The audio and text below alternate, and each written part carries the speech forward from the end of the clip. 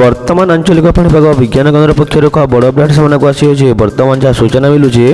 बंगोपसागर सृष्टि होगा जाऊँगी आउ एक लघुचाप यह नहीं पारे बात्यार रूप जदि लघुचापटी बात्यार रूप निए तेज क्योंठी लैंडफॉल कर आसतु जाना संपूर्ण अपडेट किंतु ता पूर्व वीडियो गोटे लाइक करूँ सांगे शेयर करूँ जदि आप चैनल प्रथम थर पर वीडियो देखुए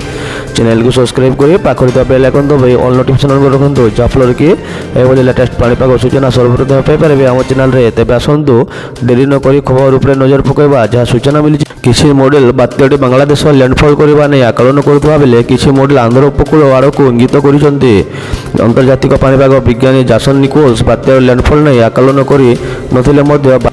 बात्यार प्रभाव भारत किंबा बांग्लादेश में पड़ पारे आकलन कर बात्या नहीं आईएमडी पक्षर कौन आकलन करा बेले केवल अपापात हेबो बोली सूचना दी आज सुधा दक्षिण अंडमान सागर सृष्टि होगा